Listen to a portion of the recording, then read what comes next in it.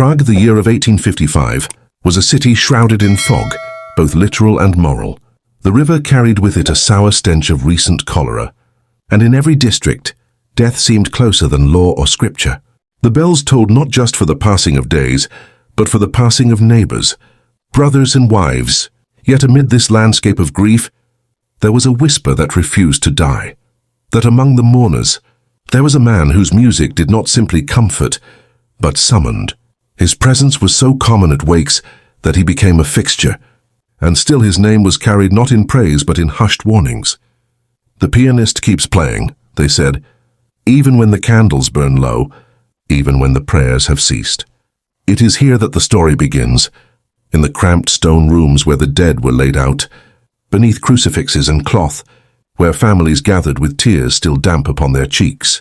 Mourners expected silence broken only by prayer or hymn, yet they received something else, melodies that did not sound like church music, notes that lingered too long in the ear. This tale is not of a single odd night, but of a pattern repeated so often that it demanded attention, until whispers grew into dread and dread into formal complaint. Historians have written of famine, disease and empire in Prague, but this story belongs to the streets, to the candles left guttering on the tables, to the uneasy shift of mourners as they recognized that something in the air was not sanctified. This is not a tale preserved in the clean ledgers of government, but in diaries, letters, and parish notes that seem to apologize for even mentioning it. And yet, despite every effort to bury it alongside the bodies of 1855, the record insists there was a pianist who did not leave when the prayers were finished, who seemed to play for someone beyond the living. To speak of him now is to speak of contrast itself, a city desperate for solace, and a musician whose gift unsettled more than it soothed. Families that sought closure, and instead left wakes whispering of shadows. Faith that asked for stillness, met with a music that demanded to be heard. And always in each retelling, that eerie refrain, he kept playing, even when all else should have been silent. Before this account continues, there is a duty to pause, to step outside of the candlelit rooms and speak plainly. What follows touches upon death, disturbed rituals, and the uneasy boundary between faith and fear. Some of the details drawn from records may unsettle, not because they are graphic, but because they trespass into the sacred spaces of grief, where families once laid their loved ones to rest. This is not a tale told for thrill nor for sensation, but to preserve the fragile fragments of testimony left behind. Listeners should know that dramatization is used only where the archives fall silent, and always with respect to those who bore the loss. It is worth remembering that the rituals described were not quaint curiosities of a distant century, but moments of raw sorrow. In those halls, grief was not theatrical, it was lived. Mothers pressed cloths to their faces to stifle sobs. Fathers stood rigid to hold families together. Children tugged at sleeves, not fully understanding the weight of absence. To speak of a pianist who seemed to intrude upon such moments is to risk misunderstanding. And so we must carry forward with care. The line between recording and exploiting must remain firm, for the dead deserve silence as much as the living deserve clarity. Still, the record cannot be dismissed, and that is why it is revisited here. If you continue, do so knowing that we tread into territory where superstition, sorrow and suspicion entwine. And before we press further into that world, a simple question to those listening: where are you hearing this story from tonight? In a quiet home, on a restless journey, in the dark before sleep? Share that place if you wish, for context matters. Stories, after all, live differently, depending on where they are heard. This is our threshold. Beyond it, the tale turns from caution into chronology, and once crossed, we step fully into Prague of 1855, where the boundary between music and mourning was blurred beyond recognition. Prague in 1855 was a city of sharp contrasts, its skyline pierced by the spires of Gothic churches, while its streets echoed with the chatter of revolution and fear. The city had only recently endured waves of cholera that carried away entire families, leaving neighborhoods hollow and houses shuttered. The memory of political upheaval still lingered too. The uprisings of 1848 had been crushed, and with them the fragile hope that ordinary people might seize more control of their lives. In that uneasy balance, Prague became a place where devotion and doubt lived side by side. The cathedral bells tolled with authority, yet the alleys whispered of superstition, where common folk spoke in the same breath of saints and spirits. Every funeral, every wake, every black-draped procession seemed to embody the city's tension. On one hand there was a hunger for order, for ritual that assured the living their grief was seen and sanctified. On the other there was suspicion, of bodies buried too quickly for fear of plague, of prayers uttered by priests who were mistrusted as much for their politics as for their piety. In narrow homes lit by candlelight, families clung to traditions to keep chaos at bay, but those same traditions were haunted by older beliefs that if a body was not honored properly, the spirit might linger, restless. The official church dismissed such fears, yet they remained, woven into the daily fabric of Prague's poorer districts. The geography itself reinforced this duality. The Vltava River cut the city in two, its waters carrying commerce and refuse alike. The old town with its labyrinth of medieval alleys sat in contrast to the stately, new town squares, where bureaucracy and trade held sway. At night, the gas lamps of the wealthy quarters threw halos of light, while in the working districts the shadows stretched without end. It was in those darker streets, where the sick were laid on stretchers, and where bells tolled so often they became background noise, that rumors of strange occurrences found their most receptive ears. This was the moral and social landscape in which the pianist moved.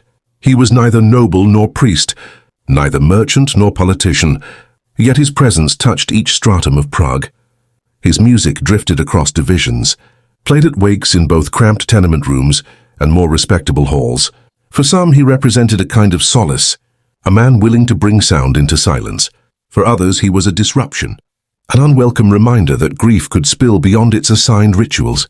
In this city of echoes, echoes of revolutions, of epidemics, of tolling bells, his notes became yet another resonance, one that unsettled more than it soothed. Prague's people craved sanctuary but lived in suspicion. They prayed for healing yet prepared for plague. They bowed to church authority while whispering their own folk beliefs in kitchens and taverns. It was this tension between the visible city of rules and the hidden city of fears that gave the story of the pianist its peculiar power. Without this backdrop of uncertainty and divided faith, his presence might have been overlooked, just another musician plying his trade among the grieving. But in 1855, when every family felt the nearness of death and the insufficiency of order, his music could not help but stir something deeper, something darker, in the heart of Prague. Antonín Veselý was born into modest circumstances, the son of a cobbler whose shop stood on the fringes of the old town, close enough to hear the bells, but far enough to feel excluded from their authority. From an early age, he showed an ear for music that startled neighbors. He could mimic hymns after hearing them only once, and by the age of 10, he had taught himself to play on a battered clavier discarded by a wealthier household. His gift was undeniable, but like many of Prague's poor, he lacked the patronage needed to polish his skills in conservatories or concert halls. Instead, his audience became the city's mourners, those who could not afford grand ceremonies but would pay a few coins to have their loved ones honored by music. To many, his presence was at first a blessing. He was said to be punctual, tireless, and strangely patient in rooms where grief made others restless. When priests stumbled or lost their voices, he filled the silences with quiet chords. When widows wept too loudly, his playing seemed to temper the air with a gentleness that calmed sobs.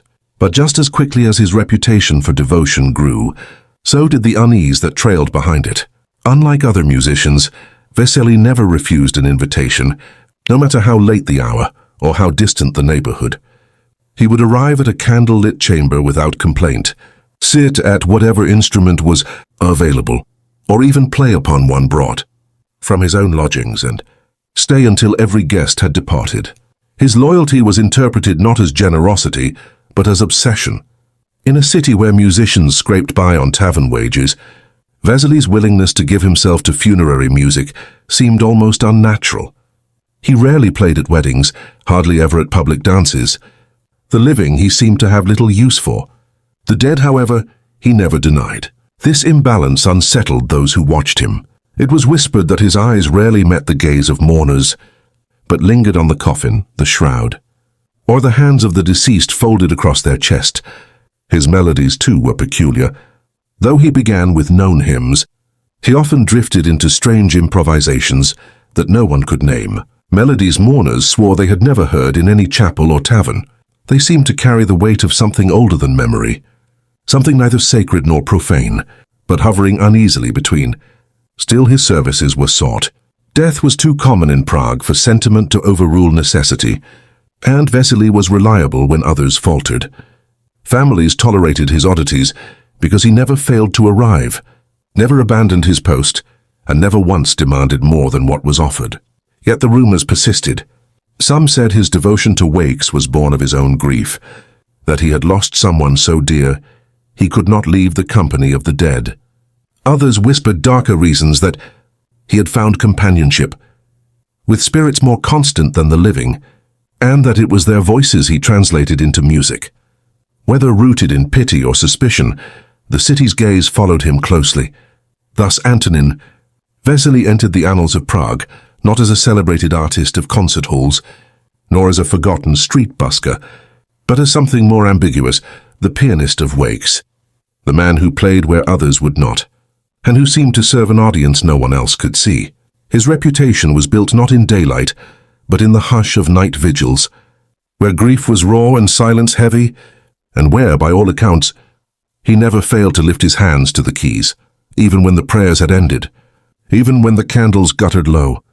It was at the wake of a tradesman's widow, sometime in the spring of 1855, that the first whispers hardened into something more than passing unease. The gathering was small, held in a cramped front room of a modest house near the Charles Bridge. The deceased had been a cooper, a man of barrels and labor, and his widow, left without children, had arranged only the simplest of rites. Friends and neighbors filed in, the air thick with candle smoke, and the sour tang of boiled cabbage lingering from the day's meal. A small upright piano, borrowed from a cousin, had been wheeled into the corner, its lacquer dulled and its keys chipped. Antonin Veselý arrived as promised, his black coat worn but neat, his expression unreadable. At first there was nothing unusual. He played the familiar hymns in a slow, deliberate manner that soothed the tremor in the widow's voice as she whispered prayers. The guests, seated on benches and stools pressed tight against the walls, nodded faintly in recognition of the melodies. The creak of the old piano seemed almost to blend with the sighs of the mourners, as though the music itself bore the weight of grief.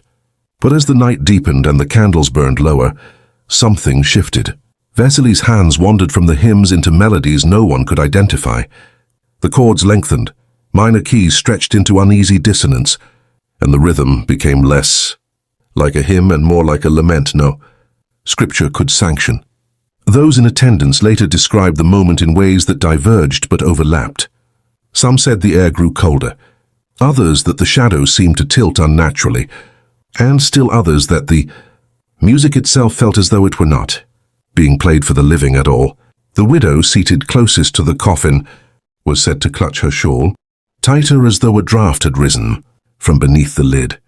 A young cousin crossed herself 3 times before leaving the room, muttering that this was not music for Christian ears. And yet Veselý did not falter.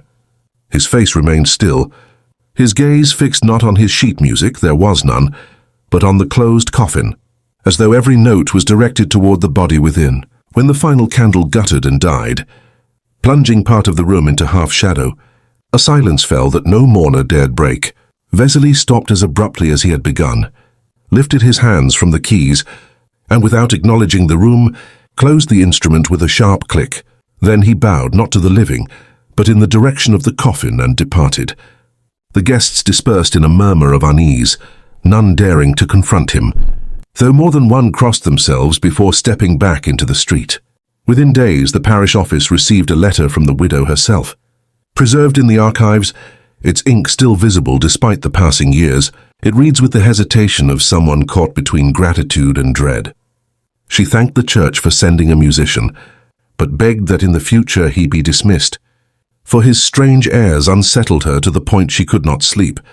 She wrote of hearing echoes of those unfamiliar melodies long after the wake had ended, drifting through her small rooms at night like half-remembered whispers. Her closing line was both polite and desperate. "I ask only for silence, for peace and not for such sounds again." This letter became the first tangible artifact in the record against Veselý, the earliest sign that what might have been dismissed as eccentricity was, to those who had lived it, a trespass upon the sanctity of mourning. It marked the moment the city began to question whether his music was solace or something altogether darker, and whether he played for the living or for those they had just buried. The second incident unfolded only a few weeks later, this time in the working-class district of Žižkov, where narrow streets clung to the hillside and families lived pressed shoulder to shoulder in houses that smelled of coal smoke and damp linen. The deceased was a child, a boy of 7, carried off by fever in the small hours of the night. His parents, too poor for elaborate ceremony, had scraped together what they could to hold a vigil in their parlor. A coffin no larger than a carpenter's chest rested on 2 trestles draped with white cloth, candles burning at each corner. It was said that the boy's mother had insisted on music, believing that hymns might calm her grief and lend the evening a dignity their means could not provide. So again Antonin Veselý was summoned. He arrived without ceremony, carrying only a small leather satchel of sheet scraps and tools. Those present remembered how he bowed politely to the parents, but did not offer a word of condolence. He sat at the upright piano belonging to a neighbor and began with gentle hymns, slow and careful, the kind sung at children's funerals throughout the city. At first the sound seemed to soothe the mother, whose sobs softened into shallow breaths. Yet as the night deepened, Veselý's playing shifted as it always seemed to do. The notes stretched beyond the familiar, into sequences no one recognized. A low droning chord sustained beneath fragile wandering melodies. The mourners shifted uneasily, unsure if this was still music or something else altogether. It was then that the candles began to falter. Their flames, steady only moments before, sputtered violently, as if a draught had swept through the sealed room. Wax dripped in uneven rivulets down their sides, and shadows jerked across the walls in grotesque mimicry of movement. Several guests swore afterward that the coffin itself gave a faint knock, like wood settling under strain, or like fingers brushing against the inside of a lid. Gasps spread through the room.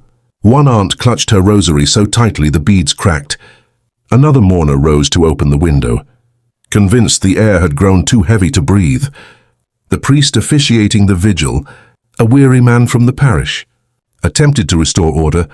He raised his voice in prayer, speaking louder and faster, as though to drown out the disquieting music. But Veselý did not yield. His eyes were fixed on the coffin, his fingers pressing into the keys with a force that rattled the instrument. The hymn had become unrecognizable, its shape bent into something mournful and uncanny, like a lullaby drained of its comfort.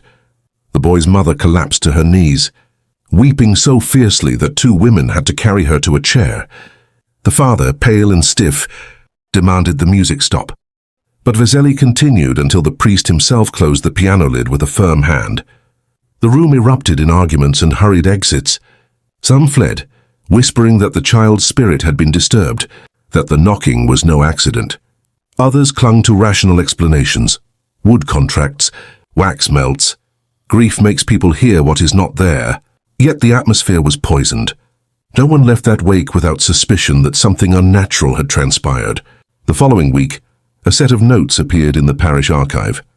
The priest, in his slanted hand, recorded the vigil not as a comfort, but as a transgression.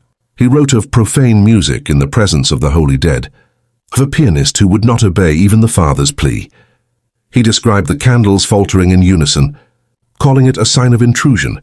These notes, preserved with other homilies, stand as the second artifact in the pattern, not the testimony of a grieving widow, but the judgment of a man of the cloth. For the parish, it was enough to begin speaking of Veselý as more than eccentric. Among the families of Žižkov, it was enough to ensure his name was carried in whispers down the narrow streets, coupled with the memory of a child's coffin and the uneasy suspicion that the pianist had called attention where none was wanted. Attention not from heaven, but from something that pressed against the boundary of silence, eager to be heard. By midsummer of 1855, The city was again in the grip of cholera, and wakes grew too numerous for parish halls and private parlours to contain. Entire families were struck down within days, and the authorities, overwhelmed, permitted mass vigils to be held in unconventional spaces. One such place was the vaulted hall of a brewery on the outskirts of Prague, a cavernous chamber with stone floors still smelling faintly of hops and yeast. Dozens of coffins, hastily constructed and poorly sealed, were arranged in rows. Families gathered among barrels and benches, clutching candles whose light barely reached the corners of the hall. It was there, amid this atmosphere of collective dread, that Antonín Veselý appeared once more, carrying himself as though summoned not by men but by something greater. He was not the only musician present, but he quickly became the one everyone noticed. While others faltered through half-remembered psalms, Veselý seated himself at a battered upright, brought into the hall for the occasion, and began to play with a conviction that swallowed the room. At first his music rose above the murmurs, steady and solemn, a sound that gave structure to grief scattered across so many families. Yet as the night stretched on, his notes grew faster, heavier, laced with chords that rolled like thunder against the stone walls. Mourners shifted uncomfortably. Some clutched their children, others crossed themselves repeatedly. His improvisations no longer resembled hymns, but cascaded into something frenzied, as though he was conducting not a vigil but a summoning. Witnesses described a moment when the music reached a pitch that seemed unbearable, vibrating through the floor and into the benches. A girl cried out, convinced she felt movement beneath her feet. Several swore that the coffins themselves began to stir, the shrouds within rustling as if disturbed. Panic rippled outward. Families abandoned their places, some toppling candles that splattered wax across the floor. Others ran for the doors, leaving behind their dead in terror that something inside those wooden boxes was about to rise. The brewery hall filled with shouts, prayers, and the desperate pounding of fists against the heavy doors that had swollen shut in the humid night. Through it all, Veselý continued. His face remained rigid, pale in the candlelight, his eyes reflecting not the chaos around him, but the gleam of the keys beneath his hands.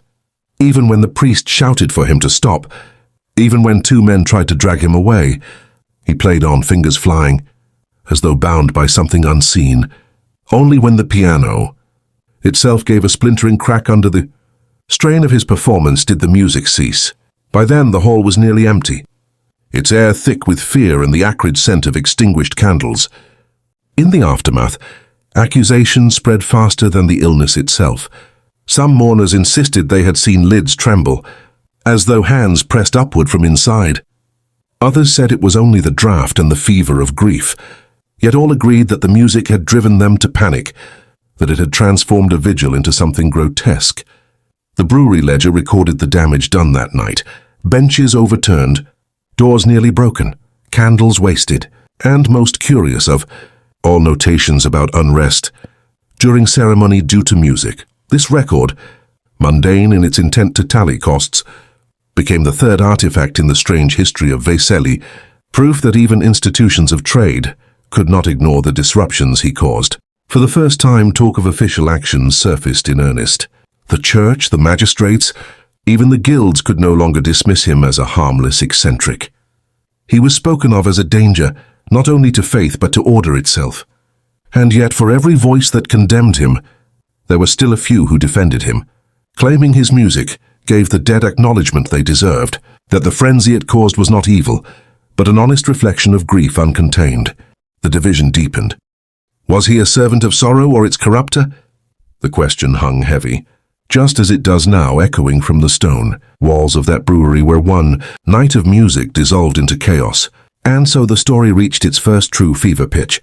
One man, one instrument, against the weight of a city unraveling. It is here, at this breaking point, that I ask you, had you been in that hall, would you have stayed to listen, or would you have fled into the night with the others? In the weeks that followed the chaos at the brewery hall, Prague seemed to breathe uneasily. The cholera deaths continued, coffins kept piling in the streets, yet the talk that passed from taverns to workshops, from kitchens to parish porches, was not only of disease but of the pianist. His name became a byword for unease, muttered in suspicion when candles flickered or when silence in a wake felt too heavy. Some insisted he had conjured unrest among the coffins that night, that his melodies had stirred more than sorrow. Others argued that grief itself had driven the crowd into hysteria, and that he was a scapegoat for their own terror. The contrast was stark. One group saw him as a desecrator, another as a necessary servant to the mourning. A man brave enough to face death directly. The clergy were among the loudest critics. From pulpits across the city, priests warned against music that strayed from liturgical order, branding it profane ornament that risked letting in darker forces. They spoke of Veselý not by name but by insinuation, describing a musician who intrudes upon holy silence. Parish records reveal sermons delivered with more fire than usual, a deliberate effort to caution communities already shaken by illness. Yet even as priests condemned him, there were households that quietly continued to summon him, believing that the very strangeness of his music honored their dead more sincerely than the tired. Recitation of hymns. For these families, comfort mattered more than conformity. The division cut deep into the social fabric of Prague. In wealthier districts where burials were more formal and coffins more elaborate, Veselý was spoken of as a threat to dignity. But in the poorer neighborhoods, Žižkov, Smíchov, and the fringes of the old town, he remained in demand. To them he was not a blasphemer, but a figure who stood alongside them in grief, one who did not shrink from the dark rooms where cholera left its mark. This tension, faith versus doubt, order versus need, kept his name alive in both condemnation and request. Even magistrates began to take notice. Reports from constables mention gatherings where Veselý's name sparked arguments violent enough to spill into the streets. The authorities, already strained by epidemic, saw in him not merely a curiosity, but a potential source of unrest. Disorder at funerals, they feared, might spark wider disruptions. The church sought to ban him. The city eyed him as a liability, and yet the grieving continued to call for him. It was as though the living themselves could not decide whether his music was a gift or a curse, whether he carried solace into their rooms or invited something unwelcome to enter with him. Thus suspicion rose not in silence but in voices, parish sermons, tavern debates, constables' reports, each contributing to a city split in its judgment. Veselý was no longer simply a man who played too long at wakes. He was becoming a symbol of the wider fracture in Prague itself. Faith clashing with doubt, community divided against itself, and a city already trembling under the weight of death, now finding itself unable to agree on whether music was a balm for grief or a breach of sanctity. It was at this point, when murmurs turned into formal complaints and unease into public unrest, that the church and city magistrates agreed someone must take responsibility for examining the matter. They did not summon soldiers or constables at first. Instead, they turned to a figure they believed could bridge the worlds of faith and order, Deacon Josef Novak. Born into a family of minor officials, Novak had been educated in the seminary, but had also trained in the practical duties of parish administration. He was known less for fiery sermons than for his meticulous records, and his measured temperament gave him the air of an investigator as much as a clergyman. If anyone could weigh the truth of the rumors against the demands of order, it was him. Novak approached the matter not as an exorcist but as a chronicler. In his notebooks, which survive in fragments, he framed the question of Veselý as both a spiritual threat and a civic disturbance. The church feared desecration, while the city feared riots. Novak, caught between these powers, saw in the pianist's case a troubling intersection of both. He recorded dates, names of complainants, and the specific incidents already whispered about: the widow's unease, the child's vigil, the brewery hall panic. Each entry, though written in the clipped shorthand of a man accustomed to bureaucracy, carried the faint impression of curiosity. He did not dismiss the possibility that grief distorted memory, but neither did he discard the chance that something more unusual was at play. The deacon's methods were deliberate. He sought out the mourners first, speaking to widows and apprentices, gravediggers and neighbors. His questions were careful. What exactly did you hear? What did you feel? Did others notice the same? By approaching from many angles, He hoped to isolate exaggeration from consistency. Already he noted how the same phrases recurred across accounts. Music strange and not of hymns, lingering when all else fell silent.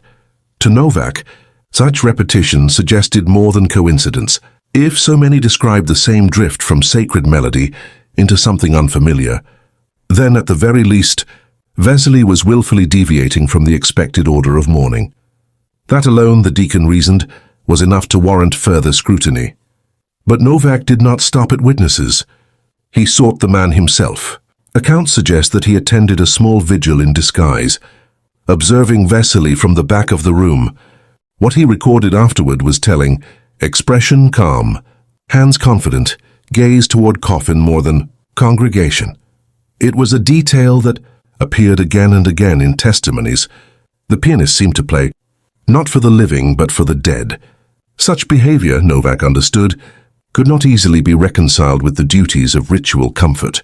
It hinted at intent, perhaps even a private theology of his own making. For Novak, the case became more than a matter of doctrine. It became a test of boundaries. Was this man merely eccentric, his talent corrupted by poverty and grief, or did his persistence signal something darker, a deliberate disruption of sacred space? In his dual role as deacon and investigator, he bore the weight of both interpretations. The tension he felt mirrored the larger contrasts of the city itself: duty against doubt, faith against fear, order against disorder. With each page he filled in his notebook, the figure of Antonín, Veselý, grew less like a mere musician and more like a problem the city could no longer ignore. By the end of that summer, Deacon Novak had gathered enough to propose formal inquiry. His notes, filled with shorthand and cross-references, carried both suspicion and restraint, as if he were holding back judgment until the evidence could speak for itself. Yet already his decision to treat Veselý as a matter for investigation, not dismissal, gave the story a new weight. It was no longer gossip. It had entered the realm of official scrutiny, and from that moment on, the pianist's fate would be considered not only by neighbors and mourners, but by the institutions of Prague itself. The fragments of testimony Deacon Novak collected over the months that followed survive only in partial form, scattered through parish archives and municipal notes, yet even in their incompleteness, they reveal a striking picture.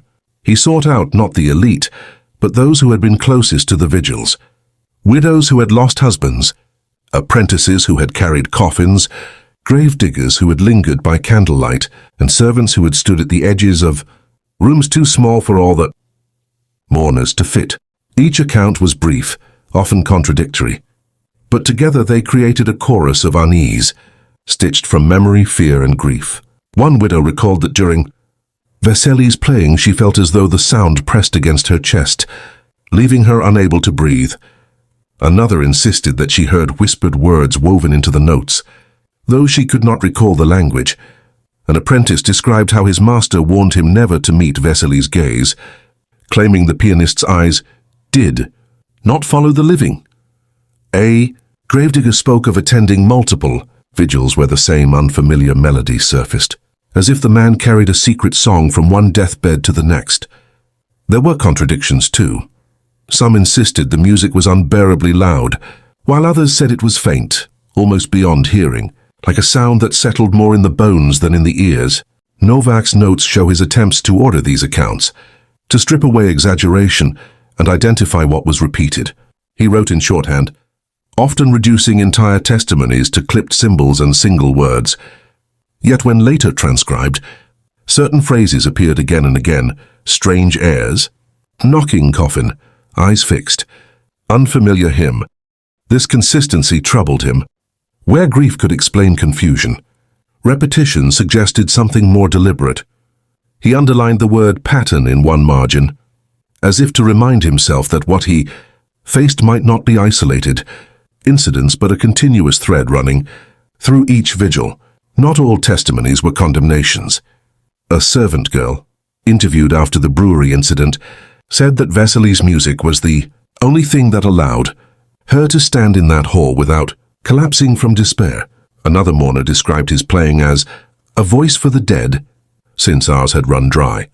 Novak included these accounts too. Though his marginal notes betray unease, comfort misplaced and danger in reliance, to him, the suggestion that solace could be found in melodies outside the sanctioned rites was itself a form of disorder. The very act of gathering these testimonies blurred the line between truth and fear. Each witness brought their own burden of loss, and in the dim rooms where they spoke, memory often bent toward what they wished to forget. Still, Novak persisted, treating every word as evidence to be weighed. The contrast in their stories, between fear and gratitude, dread and solace, mirrored the greater divide splitting the city. To some, Veselý was a threat to order. To others, he was the only one willing to remain when silence became unbearable. From these interviews emerged the shape of the case that would follow. Not a single voice condemning a solitary man, but a fractured chorus that spoke with both accusation and defense. Novak's careful documentation ensured that these voices were preserved, though his shorthand renders them fragmentary, like glimpses of a puzzle that can never be fully assembled. And yet, even in their incompleteness, they gave weight to the growing conviction that Antonín Veselý was no longer just a musician at wakes. He was becoming, in the eyes of Prague, a figure who demanded judgment. As the summer waned and the first chill of autumn crept across the Vltava, the tension surrounding Veselý reached a point where observation was no longer enough. Deacon Novak, pressed by both parish authorities and city magistrates, resolved to put the pianist's strange influence to the test under conditions he himself could witness without disguise or second-hand report. He arranged, with the consent of a grieving family in Žižkov, to attend a vigil openly, his notebook in hand, his clerical collar visible. The family, desperate for any ritual that might ease their loss, did not object. For them, comfort mattered more than politics. If Veselý's music brought calm, they welcomed it. For Novak, however, the vigil was not only a space of mourning, but an improvised experiment, one that would either confirm the city's worst suspicions or disprove them. The night was heavy with candle smoke and damp from the river fog that seeped through the streets. The room was too small for the number gathered, and yet Veselý sat calmly in his chair by the coffin, his fingers resting lightly on the keys of his battered square piano that had been carried in on a cart. At first his playing was restrained, familiar, slow hymns that echoed the cadences of the church. The mourners bowed their heads. The deacon made his silent notes and all seemed ordinary. But as the hours stretched, the music shifted. The recognizable forms of hymn gave way to variations, strains that no one could place, harmonies that seemed to turn inward rather than rise upward. Novak recorded sensations as though they were data. Silence deepens as melody changes. Mourners cease whispering. Children restless. He noted that several in the room glanced toward the coffin, not in reverence but in unease, as if listening for response. One man muttered that the sound seemed to echo from within the box itself. A woman pressed her hands to her ears, though the music was not loud. Novak, determined not to be swayed by fear, focused on detail, the rhythm of Veselý's fingers, the subtle shift in his gaze. Again he saw what others had described, eyes lingering, not on the congregation but on the coffin lid, as though in conversation with it. What happened next deepened the mystery. A thump sounded from inside the coffin, soft, unmistakable, enough to draw gasps. Several mourners staggered back clutching rosaries. Veselý did not falter. His hands continued their measured pattern. Novak, torn between clerical duty and investigative resolve, forced himself to step forward. He placed his hand on the coffin lid, cold and still, and yet the sensation of vibration beneath his palm was real. He would later write, as though wood hummed, resonant not with knock but with tone. The pianist's eyes flicked toward him then, a brief acknowledgement, and Novak felt the gaze like pressure, neither hostile nor benign, but utterly fixed. The vigil broke in confusion. Some fled the room declaring witchcraft. Others stayed, transfixed, too bound by grief to abandon the music. Novak did not command Veselý to stop. He wanted to see the end, to know if the moment passed as suddenly as it came. And indeed, after some minutes, the melody returned to familiar hymn, The coffin stilled, and the mourners slowly gathered themselves back into order. Yet nothing in that room felt the same. The air carried a residue of fear, and in his notebook, Novak underlined the words, "phenomenon observed, not hysteria." By morning, the story had spread beyond the house. Neighbors repeated it as proof that the pianist trafficked in forbidden arts. Others insisted the deacon himself had witnessed what no one could deny. Novak submitted his report with measured language, careful not to sensationalize, but he did not dismiss what he had seen. His testimony, unlike gossip, bore the authority of record, and once written, it could not easily be undone. For the first time, the city had not just rumor or frightened memory, but an official witness to something that defied both faith and law. It was the turning point where curiosity hardened into charge, and where Veselý's fate would no longer be decided in whispers, but in the chambers of power. The magistrates of Prague, already wearied by the endless burials of cholera victims and the mounting unrest of the population, now faced a dilemma they could no longer postpone. Deacon Novak's report, though restrained in tone, carried the weight of clerical authority and civic duty. It was no longer hearsay passed between neighbors or tavern patrons. A man of record had stood in a vigil, had placed his own hand upon a coffin, and had attested to sounds and movements that could not be explained by grief alone. The testimony forced the city's hand. Officials, seated in the echoing chamber of the old town hall, debated not whether the pianist's actions had unsettled the people, this was undeniable, but how to contain the threat without appearing ridiculous or heretical themselves. To act too harshly would risk accusations of persecuting an innocent musician. To act too gently might invite charges of negligence if panic continued to spread. Church authorities pressed for a ban. Their concern was not only theological but institutional. If mourners found more solace in the pianist's unorthodox melodies than in liturgy, the authority of the church itself was undermined. The priests insisted that his music had crossed into the profane, that by lingering with coffins and playing beyond the bounds of sanctioned rite, he had blurred the line between the living and the dead. In private, some even whispered of necromancy, though such language was carefully avoided in official deliberations. The magistrates, however, thought in terms of order. Their fear was not of heresy, but of crowds losing control, of riots sparked at vigils, of disease-weakened neighborhoods, turning volatile if the man's presence continued to stir hysteria. The contrast was sharp. Faith spoke of sacrilege, governance of public disorder. Together, both sides found common cause in action, though for different reasons. The resolution came in cautious language. Veselý was to be summoned, not arrested outright, and made to answer before a panel of clerics and officials. He would be questioned on his repertoire, on his intentions, and warned against continuing his practice without sanction. If he refused, harsher measures might follow. Notices were drafted discreetly, so as not to appear sensational, yet word still spread faster than parchment could carry it. By the time the summons reached him, the city was already abuzz with rumor. Some claimed he had been charged with sorcery. Others said the magistrates would confiscate his piano. Still others believed he would be forced into exile. The man himself, by all surviving accounts, received the summons in silence. Those who saw him in the days that followed remarked on his calm, his refusal to argue or defend himself publicly. He continued to play at one or two private vigils, though more families now hesitated to call him, fearing reproach. His presence in Prague began to shift from tolerated eccentricity to contested symbol. To some, he was a victim of institutional fear. To others, a dangerous violator of sanctity. His summons represented not only a legal turning point, but the moment when individual grief collided directly with the machinery of authority. In the archives, the official wording of the summons survives. Antonin Veselý, musician of the parish, is to present himself for inquiry concerning his practices in relation to funerary observances. The phrasing is dry, almost bureaucratic, but its implications were immense.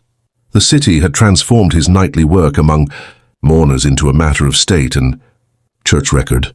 What began as whispered unease in candlelit rooms was now inscribed on official paper, sealed with wax, and entered into the ledger of Prague's governance.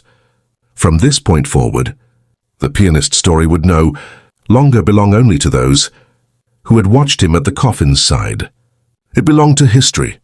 The inquiry convened in the vaulted chamber of the old town hall on a grey October morning, when fog from the in Vltava clung to the stones outside and the bells of Tin Church tolled with a damp, heavy echo. The setting itself carried weight. It was the same room where disputes over markets, property and crimes were adjudicated, a space that bore the authority of centuries. Before a panel of clerics and magistrates, Antonin Veselý was brought, not bound or guarded, but accompanied by 2 constables, whose presence made clear that this was no ordinary summons. Witnesses later recalled his appearance as unremarkable, clothing worn but clean, hair tied back loosely, eyes neither defiant nor downcast. He seemed, one observer wrote, like a man walking into a concert rather than a court. The questioning began with courtesy, framed as inquiry rather than accusation. The officials asked about his repertoire, why he strayed from hymns, why he played so long into the night. Veselý answered softly, describing his belief that music could reach the places words could not. He claimed the families wanted him, that he offered what they asked for when priests could not remain. When pressed about the unfamiliar melodies, he replied that they were not inventions of blasphemy, but variations born from memory, fragments of folk song and prayer stitched together in grief. I play what silence asks of me, he said, a phrase that the recorders copied down with uneasy precision. The clerics were not satisfied. They accused him of arrogating to himself the role of liturgy, of placing his own art above the order of the church.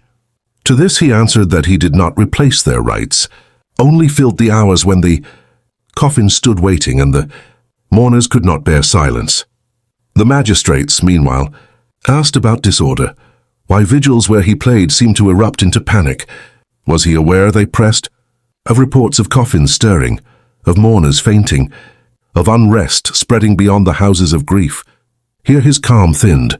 Witnesses noted a tightening of his hands, a hesitation in his voice. He did not deny the incidents, but neither did he explain them. If the dead stir, he murmured, it is because they wish to be heard. I do nothing but listen. That sentence changed the tone of the room. What had been inquiry shifted toward accusation. Clerics whispered of presumption bordering on heresy. Magistrates conferred in sharp tones about the danger of such words spreading. Novak, seated to one side with his notebook, recorded the moment with underlined emphasis, noting that Veselý's belief appears sincere, yet contrary to doctrine and civic order.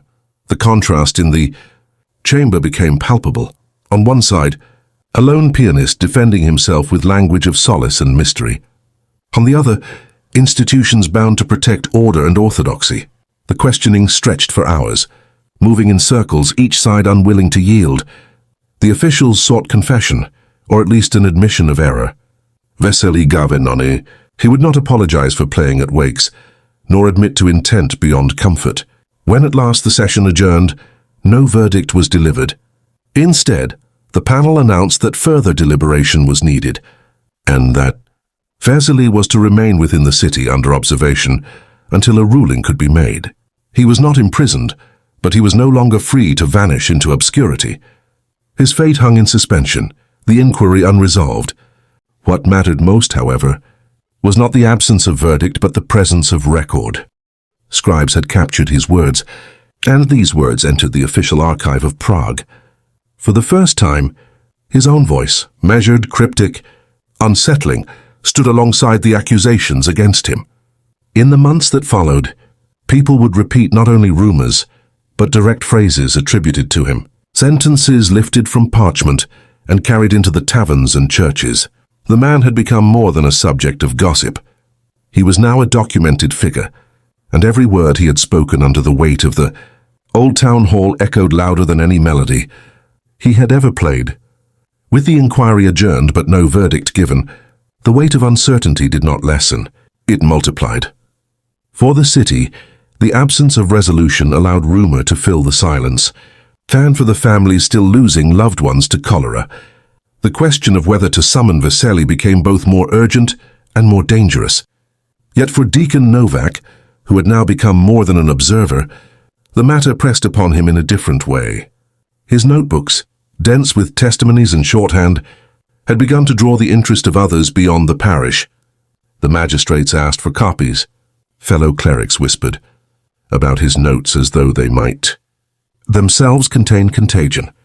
In response, Novak began a more careful cataloguing of the pianist's activities, not only the events at vigils, but the traces he left behind in music and in memory. It was during this stage that the first artifacts began to surface. A widow presented Novak with a sheet of paper she claimed Veselý had left behind after a vigil. A page of handwritten notation, smudged and incomplete. At first glance, it appeared to be ordinary music, but closer inspection revealed curious qualities: bars without clear endings, motifs that repeated but never resolved, measures that trailed off as though interrupted mid-thought. In the margins were faint pencil markings, not words but shapes, small crosses, circles, and what seemed to be the outlines of coffin lids. Novak recorded the artifact carefully, noting in his book that the notation bears resemblance to him yet departs in manner disquieting. He made a copy for the magistrates, keeping the original folded among his papers. Soon after, a servant boy delivered another fragment, this time a slip of paper found beneath a chair at a vigil. It contained no music, but a series of short lines written almost like verse. The phrases were simple yet haunting. They listen when all else sleeps. The silence is not silence. Wood remembers. To the families who found these scraps, the writings were either discarded, curiosities or unsettling, reminders of the nights they wished to forget. To Novak, however, they were proof of intent that Veselý thought of his work not as chance, improvisation, but as part of a deeper philosophy. These artifacts became central to the developing case. They were passed hand to hand, examined by clerics who saw in them dangerous heresy, and by magistrates who feared they might inflame public imagination further. The contrast could not have been sharper. To Veselý's supporters, these fragments were evidence of devotion, of a man attempting to honor grief in ways unbound by rigid form. To his critics, they were signs of transgression, proof that his melodies were not spontaneous, but deliberate departures from order, imbued with symbols no mourner should ever see. Novak, for his part, resisted the temptation to draw conclusions too quickly. He described the artifacts in his records with precision but refrained from interpretation, noting only that they appear authentic and linked directly to subject, yet the very act of cataloguing them lent them authority. Each scrap of paper, each fragment of notation, moved the story further from rumor and closer to evidence. And evidence, unlike memory, could be stored, studied and judged. By the end of autumn, a small collection had formed, sheets of half-finished music, penciled notes and reports of melodies repeated across vigils. Together, they formed what could only be described as a dossier. Whether these fragments condemned Veselý or defended him depended on the eye that read them. But one fact was undeniable. The pianist was no longer only a figure whispered about in the shadows of candlelit rooms. He was now a subject with a paper trail, a man whose presence in the city could be tracked through the surviving marks of his hand. It was this paper trail that would fuel the next stage of confrontation, as the city sought not merely to question him, but to decide what. If anything, his artifacts revealed about the line he had crossed. Winter arrived early in 1855, sealing Prague beneath a blanket of frost that dulled the sound of the streets and turned every funeral procession into a labor of endurance. It was during this season, when fear of illness mixed with the oppressive silence of snow, that the authorities resolved upon a decisive act. The accumulation of testimonies, the artifacts catalogued by Novak, and the memory of disorder at vigils all weighed too heavily to leave the matter to deliberation alone. A raid was planned, not upon Veselý's person directly, for officials feared the optics of dragging a musician from a vigil, but upon the place where his piano was said to rest when not in use. If his music was indeed the source of unrest, they reasoned, then the instrument itself might bear traces of the disturbance. The location was a cramped attic above a cooper's shop near the Charles Bridge, where Veselý had been permitted to store his battered square piano. The cooper, eager to remove suspicion from himself, cooperated readily, telling constables that the musician paid him a few coins each month for the use of the space. On a brittle December evening, a party of magistrates, clerics, and guards ascended the narrow stair, their lanterns throwing long shadows across the rough beams. They expected little more than dust and wood, perhaps a few sheets of music. What they found deepened the mystery and hardened their suspicion. The piano sat in the center of the room, scarred and discolored from years of use. Its strings were tarnished, its keys chipped, yet scattered across its surface and within its bench were dozens of scraps of paper, many no larger than a hand, filled with notations, markings, and fragments of verse. Some bore half-finished scales that never resolved. Others contained strange diagrams, coffins drawn with lids ajar, circles intersected with crosses, lines resembling staves but without notes. Most unsettling of all was the discovery of candle wax pulled in uneven circles around the piano legs, as though the instrument had been placed at the center of small midnight vigils of its own. The clerics present interpreted these findings as evidence of ritual.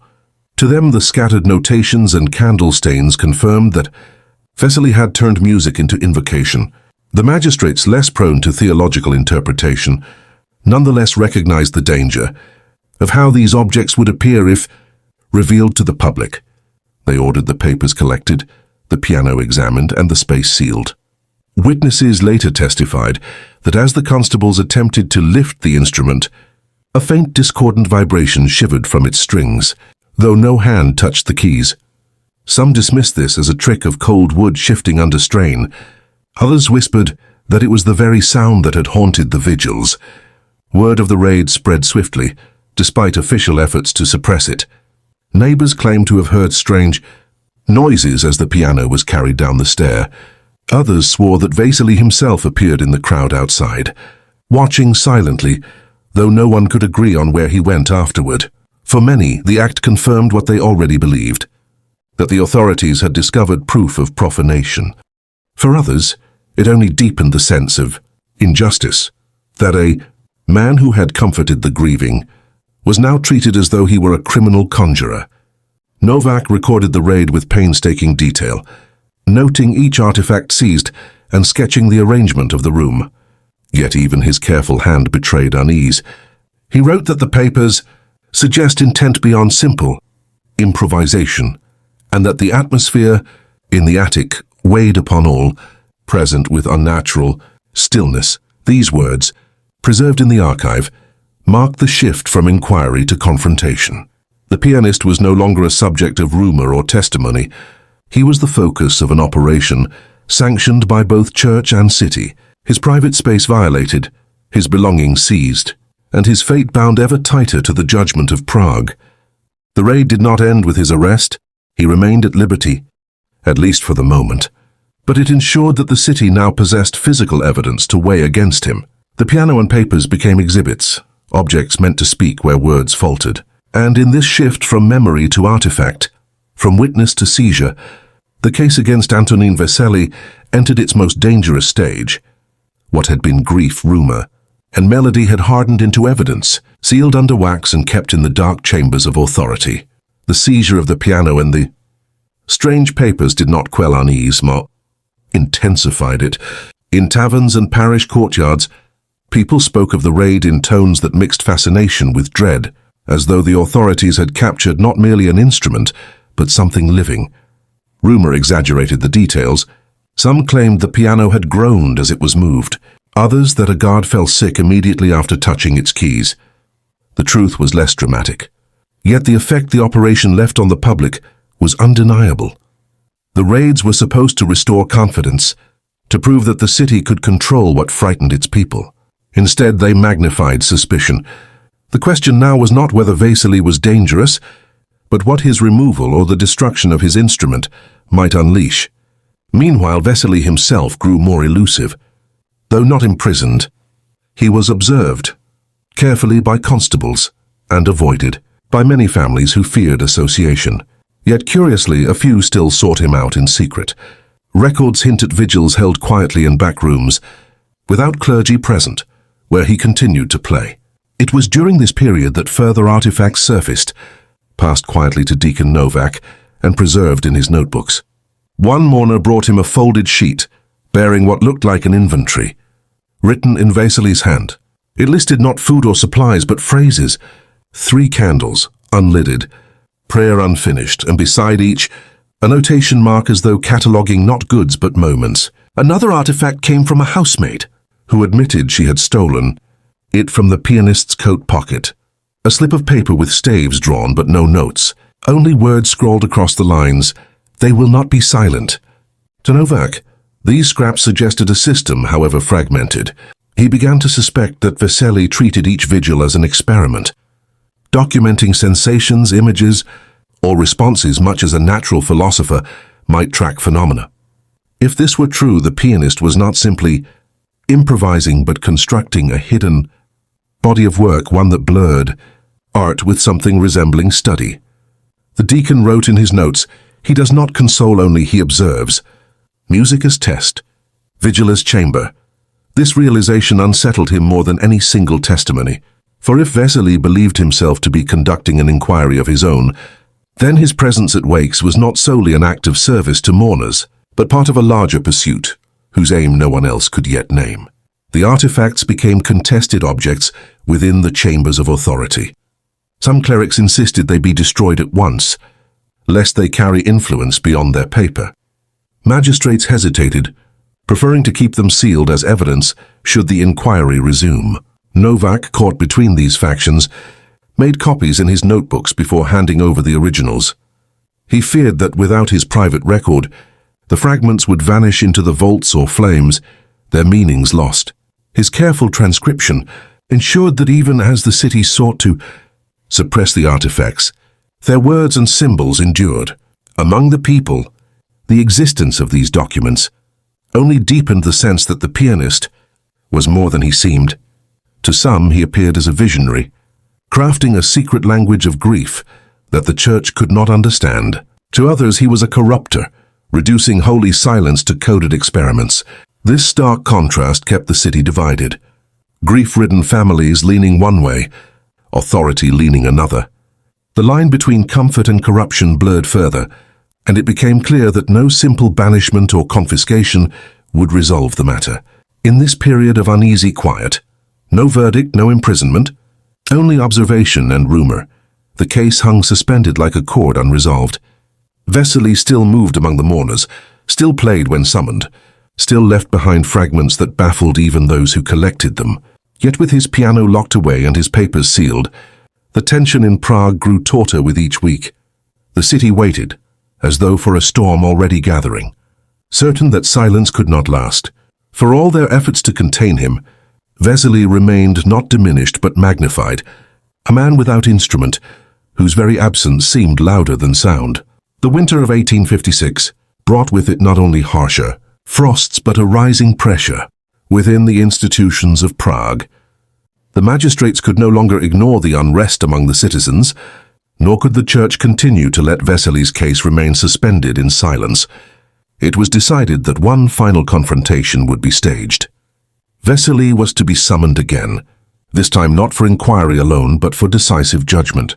To lend gravity, the session was scheduled for the cloistered hall of the Clementinum, a building that housed both the Jesuit library and chambers of theological debate. Here the city intended to place his fate squarely at the intersection of civic law and ecclesiastical authority. The contrast was unmistakable: reason against mystery, record against rumor, institution against the solitary figure of a pianist. When the appointed day arrived, the hall was lit not with bright chandeliers, but with restrained candles, as though the gathering feared spectacle. Clerics sat on one side, magistrates on the other, and between them a table where Veselý was seated, watched over by constables who stood as still as statues. His piano, seized months earlier, had been dragged into the chamber as an object of evidence. The instrument, scarred and silent, sat beside him like an accused accomplice. The air was heavy with expectation, the kind that binds a room before a trial not of crime alone but of meaning. The session began with formal charges: that he had disrupted funerary order, that he had introduced profane elements into sacred spaces, that his music had incited unrest among the mourners of Prague, Each charge was read in the dry tones of bureaucracy, yet each one carried the weight of both faith and law. When invited to respond, Veselý spoke plainly without eloquence. He admitted to playing beyond hymns but denied malice. His words were simple: "I play because silence is unbearable. I play because they are not yet gone." The panel demanded clarity. Who were they, the mourners, the dead? His refusal to specify unsettled the chamber more than any admission could. At last the magistrates ordered a test. If his music truly caused no harm, then he would demonstrate it here, before them on the seized piano. The order was met with murmurs from clerics who saw danger in allowing what they considered a profanation within holy walls. But the magistrates insisted. The instrument was placed before him, dust shaken from its strings, and the hall fell into expectant silence. Witnesses later recorded the moment with vivid detail. Veselý laid his hands upon the keys, and at first the sound was fractured, the strings stiff from disuse. But as he played, the tones deepened, steadied, and carried through the vaulted chamber like breath in lungs long held. The melody was not hymn nor folk song, but something in between, recognizable enough to echo comfort, unfamiliar enough to stir unease. The scribes noted that several present crossed themselves instinctively. One constable clenched his fists, as though resisting an urge to flee. And then, as before, the unsettling phenomena began, the faint vibration of the floorboards, a tremor in the benches, and what some swore was a low hum rising from the piano itself, independent of his fingers. The test ended abruptly when a cleric shouted for him to stop. Declaring the act sacrilege, the constables seized the pianist's hands, pulling them from the keys, and the room erupted into disorder. Some officials demanded his immediate confinement. Others argued that hysteria had colored perception. Novak, seated among the scribes, wrote only one line in his notebook. The air itself was moved. That night Veselý was taken from the hall not to his home, but to a guarded chamber within the town prison. His piano was locked away once more, its fate debated as fiercely as the man's. The confrontation had not resolved the matter. Instead, it had intensified the rift.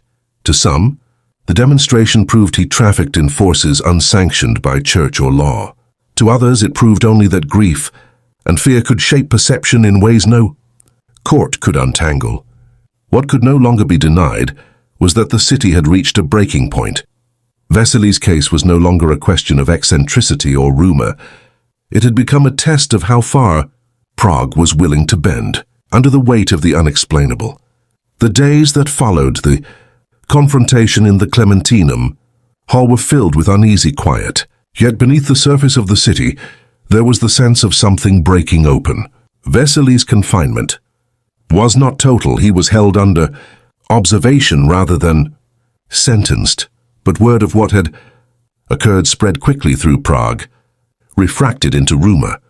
Some claimed the authorities had heard voices during his performance, others that the very building shook. None of these reports could be verified, yet each retelling magnified the sense of crisis. For the first time, the credibility of both the church and the magistracy was questioned openly in taverns and marketplaces. How could men of power sit and debate while widows whispered of forces beyond comprehension? How could evidence be sealed away while citizens demanded answers?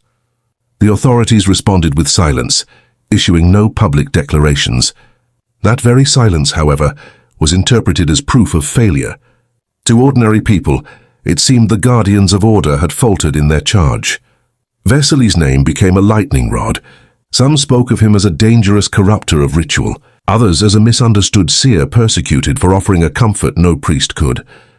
This contrast, danger versus consolation, fractured the city's unity. Families who once buried their dead, side by side, now quarreled over whether to summon a priest or to risk calling the pianist in secret. Meanwhile, Deacon Novak struggled with the weight of his own notes. He had been careful, methodical, keeping copies of the fragments and the testimonies, but he began to realize that the more he documented, the more he implicated himself. To some clerics, his preservation of artifacts bordered on collaboration. Yet to burn them would be to erase the only reliable trace of what had occurred. Novak's dilemma mirrored the broader failure of institutions. Caught between duty to protect and duty to preserve, both found themselves paralyzed. It was during this time that additional testimonies surfaced, slipping through the cracks of official record. A sexton claimed to have heard piano music drifting from the prison at night, though no instrument was kept within. A grieving mother swore that after hearing him play at her child's vigil, she later dreamt of the melody repeating itself endlessly, so vividly that she woke convinced her child's breath still lingered in the room. Such testimonies were easily dismissed by magistrates as grief's distortions, yet they traveled fast among the people, weaving into a tapestry of half-truths that no decree could undo. The institutional silence created fertile ground for imagination, and imagination, unchecked, became its own authority. The official story that Veselý was a disruptive eccentric, held under watch, was drowned out by the unofficial stories, multiplying in whispers and pamphlets. By early spring of 1856, the name of the pianist no longer belonged to the courts or the clergy. It belonged to the city itself, reshaped by every tongue that spoke it. For Prague, the contrast was now unavoidable. The structures of power insisted on caution, secrecy, and waiting, while the streets demanded answers, action, or release. Between them lay the figure of Veselý, silent in his cell, his piano locked away, yet more present in the minds of the people than any sermon or decree could manage. In this imbalance, the institutions had not merely failed to resolve a case, they had ceded control of the narrative. And once ceded, that narrative could never be reclaimed. By the summer of 1856, the question was no longer whether Václav Veselý would be judged, but how he might be released without inflaming the city further. The magistrates had grown weary of maintaining a prisoner without charge, and the church feared that continued confinement only lent credence to the notion that he possessed forbidden power. Behind closed doors, meetings stretched late into the night, balancing law, theology, and public unrest. In the end, a compromise was struck. Veselý would be quietly freed, on the condition that he never again perform at a wake, and that his piano remain locked within the custody of the city. To officials, this seemed a prudent balance between appeasement and control. To the public, it was a half measure, neither exoneration nor condemnation. Yet Veselý's release did not mark an end. On the contrary, it ignited a chain of consequences more volatile than his confinement. Families who had once turned to him now faced the paradox of his silence. Deprived of his presence at their vigils, they spoke of funerals that felt emptier, colder. A widow from Malá Strana confided in a neighbor that when her husband died, the priest's words seemed thin, brittle, compared to the memory of Veselý's playing. Others, convinced he carried a gift, begged him to defy the decree and continue his music in secret. These appeals placed him in constant danger. To obey meant betraying those who believed in him. To disobey meant risking another seizure by authorities. What remained most contested was the piano. Though officials had confined it to a municipal vault, its presence continued to haunt the city's imagination. Some whispered that guards posted near the storeroom heard faint notes at night, though the keys were untouched. Others believed the instrument itself was cursed, its wooden wire steeped in the vibrations of sorrow. Magistrates dismissed such talk, but their very decision to keep the piano locked away, rather than destroyed, only fueled suspicion. Why preserve what they called a mere object of disorder? Why keep under lock what could be burned to ash? Deacon Novak, who had followed the matter with weary devotion, recorded in his journal a haunting entry from this period. He wrote that he passed the prison chapel one evening and thought he heard a low chord vibrating faintly in the floor. Though no music was being played, he admitted he could not say whether it was memory, imagination, or something more. Perhaps, he concluded, we have locked away not only a piano, but something we no longer understand, something we feared to confront directly. The aftermath of Veselý's release revealed the limits of institutional power. The city had sought resolution through silence, but silence became its own kind of disturbance. For ordinary citizens, the story did not end with his freedom. It lingered like a refrain unfinished, a melody cut short before its last note. The authorities believed they had contained the danger. Yet what spread instead was a deeper uncertainty.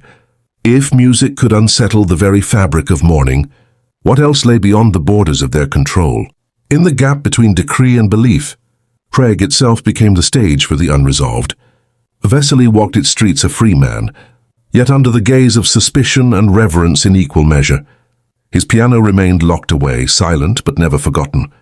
And the city, having failed to choose between faith and fear, learned instead to live with both, an equilibrium fragile, uneasy and bound to collapse with the slightest pressure. Time moved forward, but the echoes of Veselý's story did not fade.